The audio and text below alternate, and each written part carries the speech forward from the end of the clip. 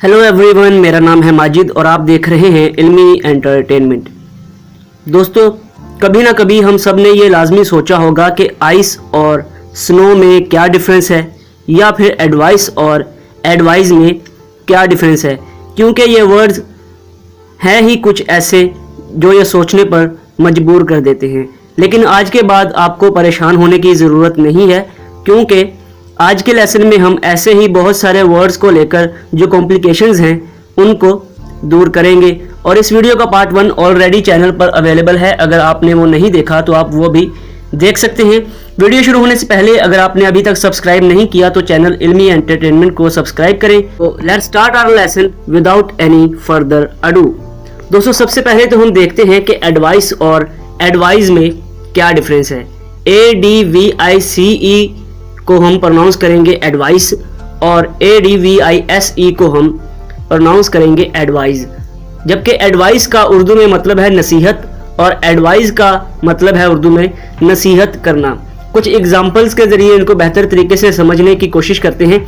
जैसे हमारे पास एडवाइस की एग्जाम्पल है, his advice fail flat on his son, यानी उसकी नसीहत उसके बेटे पर बेकार साबित हुई। और एडवाइस की हमारे पास एग्जाम्पल है, the teacher advised him to work hard, यानी उसके टीचर ने उसे सख्त मेहनत करने की नसीहत की। सो एडवाइस है नसीहत और एडवाइस है नसीहत करना। आई होप आप लोग इन दोनों के दरमियान का बेसिक डिफरेंस अच्छे से समझ गए होंगे।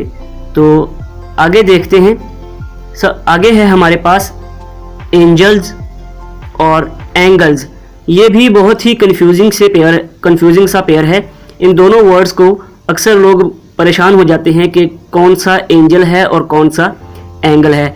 सबसे पहले तो हम इनको देख लें कि कौन सा एंजल है और कौन सा एंगल है।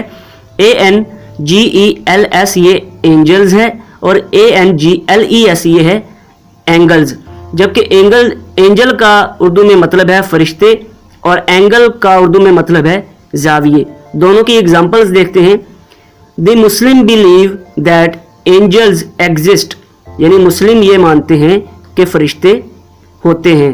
और एंगल की हमारे पास एग्जाम्पल है, there are 4 angles in a square, यानी एक मुरब्बे में 4 जाविये होते हैं। आगे बढ़ते हैं। ये भी एक कंफ्यूजिंग सा पेयर है, इसको लेकर भी लोग अक्सर परेशान हो जाते हैं कि एल्डर कहाँ इस्तेमाल करना है और ओल्डर कहाँ इस्तेमाल करना है। दोस्तों, मैं आप लोगों को बताता चलूं कि एल्डर जो होता है वो इस्तेमाल होता है रिश्ते में बड़ा होने के लिए और ओल्डर होता है उम्र में बड़ा होने के लिए। यानी एल्डर हम उसको कहेंगे जो हमसे रिश्ते में बड़ा होगा और ओल्डर हम उसको कहेंगे जो हमसे उम्र में बड़ा होगा। एग्जाम्पल्स के जरिए समझते हैं। He is my elder brother, यानी वो मुझसे रिश्ते में बड़ा भाई है। He is my elder brother. Hamid is older than his friend, Hamid अपने दोस्त से उम्र में बड़ा है। Hamid is older than his friend. So ये है basic difference between elder and older. आगे बढ़ते हैं। आगे हमारे जो वर्ड्स हैं वो है इन्वेंट और डिस्कवर। इन्वेंट और डिस्कवर में बहुत ही माइनर सा डिफरेंस है। इन्वेंट का उर्दू में मतलब है ईजाद करना, यानी कोई नई चीज़ ईजाद करना। जो चीज़ पहले से मौजूद ना हो उसको बनाना, उसको हम कहते हैं इन्वेंट। और डिस्कवर का मतलब है दरियाफ्त करना, यानी वो चीज़ जो पहले से मौजूद है लेकिन हालिया तौर पर वो नज़र नहीं आती, कहीं गायब हो चुकी है। फॉर एग्जांपल, जैसे हम मिस्र के पिरामिड्स में बहुत सी चीज़ें दरियाफ्त करते हैं, उनको वो पहले से मौजूद हैं, हम उनको निकालते हैं, उनको दरियाफ्त करते हैं, उसको हम इंग्लिश में डिस्कवर कहते हैं। जैसे हम एग्जाम्पल्स के जरिए देखते हैं। मार्कोनी इन्वेंटेड रेडियो, यानी मार्कोनी ने रेडियो इन्वेंट किया। मार्कोनी इन्वेंटेड रेडियो, यानी रेडियो पहले से मौजूद नहीं था, मार्कोनी ने उसको इस रेडियो को एज ए नई चीज़ बनाया, तो उसको हम कहेंगे इन्वेंट। और डिस्कवर की हमारे पास एग्जाम्पल है, कोलंबस डिस्कवर्ड अमेरिका, यानी अमेरिका पहले से मौजूद था और कोलंबस ने उसको डिस्कवर किया। नेक्स्ट है आइस और स्नो। आइस और स्नो, इस पेयर को लेकर भी बहुत से लोग परेशान हो जाते हैं कि हम बर्फ तो दोनों ही होती हैं, लेकिन आइस किसको कहेंगे और स्नो किसको कहेंगे। आइस दोस्तों हम बर्फ कहेंगे। आइस यानी वो बर्फ जो हम अक्सर हमारे घरों में जमाते हैं, जैसे फ्रिज में हम बर्फ जमाते हैं, उसको हम इंग्लिश में आइस कहते हैं।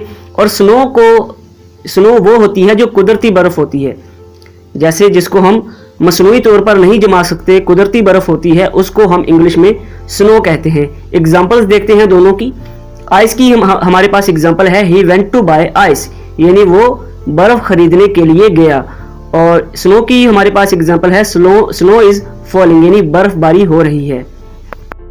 स्नो इज फॉलिंग यानी बर्फबारी हो रही है, कुदरती बर्फ गिर रही है। सो ये है आइस और स्नो के दरमियान डिफरेंस। आगे बढ़ते हैं। आगे हमारे पास पेयर है डिनाई और रिफ्यूज। डिनाई और रिफ्यूज ये भी एक बहुत ही कॉम्प्लिकेटेड सा पेयर है, इसको भी हम देखते हैं। डिनाई का उर्दू में मतलब है किसी हकीकत से इनकार करना, किसी हकीकत से इनकार करना, जो रियलिटी है उससे हम डिनाई करते हैं। और रिफ्यूज का उर्दू में मतलब है किसी काम से इनकार करना। दोनों की एग्जांपल्स देखते हैं। डिनाई की हमारे पास एग्जांपल है he denied to believe his death news.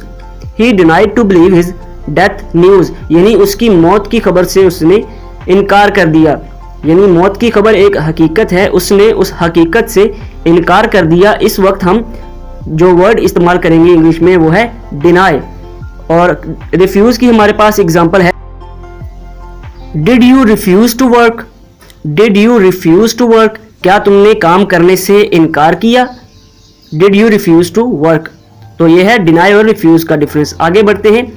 Principal और प्रिंसिपल, प्रोनाउंसिएशन में देखा जाए तो दोनों एक ही लगते हैं, लेकिन दोनों में माइनर सा डिफरेंस है। एक है PRINCIPAL, यह है प्रिंसिपल, जो अक्सर कॉलेजेस में स्कूल्स वगैरह में होते हैं, जो एक ओहदा है, एक सीट है, उसको हम PAL को हम प्रिंसिपल कहेंगे। और PRINCIPLE जो प्रिंसिपल है इसको हम उर्दू में कहते हैं असूल।